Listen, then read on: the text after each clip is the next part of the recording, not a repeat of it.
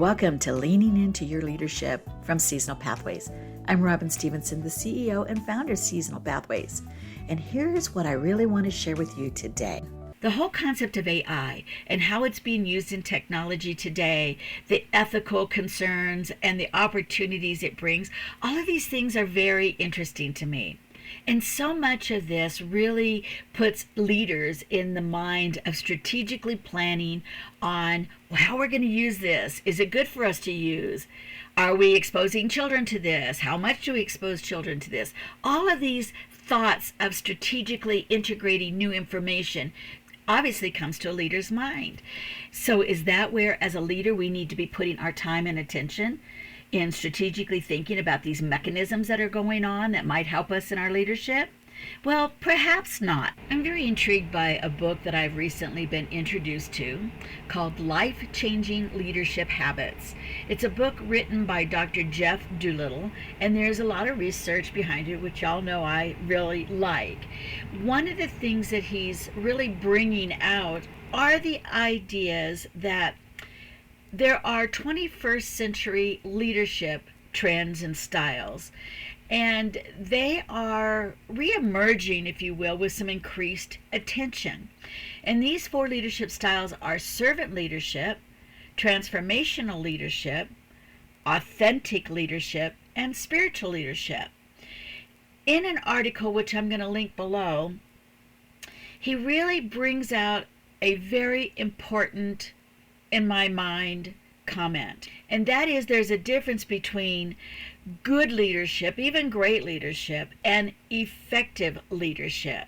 Even if you're a good leader, but you're not effective as a leader, this ineffective leadership could lead to low employee engagement, a real lack of teamwork and cohesiveness with your staff, high turnover, and this failed execution can destroy even a company or an organization that has a great strategic plan. In the research that Dr. Doolittle cites in this article, which again you can see through the link below, he compares servant leadership and transformational leadership, and basically says that there are motivations and there are characteristics. So with servant leadership, the motivation is to serve others first and to lead second, where transformational leaders are there to help followers perform beyond expectations for the benefit of the organization. As far as characteristics, servant leadership shows love, humility, altruism, vision, trust, empowerment, and service, where transformational leaders idealize influence, inspirational motivation, intellectual stimulation, and individual consideration. Let's talk about servant leadership for a minute. One of my very favorite quotes is from Ken Blanchard about servant leadership. And he says, servant leadership is all about making the goals clear and then rolling up your sleeves and doing whatever it takes to help people win. I think that encapsulates who we are as ECE leaders and what we need to do. If we are an ECE leader, we have got to take the time ourselves. This is not a selfish thing. This is a critical thing, to really think through what the goals are. And you know, it's not just, sometimes I worry about that term goals because it's so vague, it's so out there. What is our intent? What is it that we want to really achieve for our association, our organization, for our team? What is it that we want to achieve? And I use the word we, not as a royal we, but as an inclusive we. Because it's going to take a leader who has a servant mind, thinking of others, what it's going to take of them, giving of themselves to other people to make that achievement happen. That's the part of servant leadership. It's not about, which so many new leaders sometimes think, I'm going to tell you what to do. You're going to go out and do it. It doesn't work that way.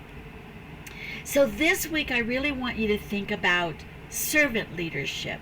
What does that mean to you, especially in today's community, in today's issues that we are living with? What does that translate at? It's not the same altruistic kind of term we used in the past. It needs to be a more hands-on, tangible kind of definition. When so much of the focus is on the repercussions of giving to others, like if we give them extra training, how much are we going to have to pay for that? How much are we going to have to pay for their time? How are we going to make them do it? We want to think more about how we work with the heartstrings, how we share the vision of the good that this is going to bring. We've got to come back, according to these articles, to the humility, the human side of what we do and why we do it, going back to our original why. As an organization, as a team, we have specific outcomes that we're looking for ourselves, for each other, for the team, and as a leader for the whole organization.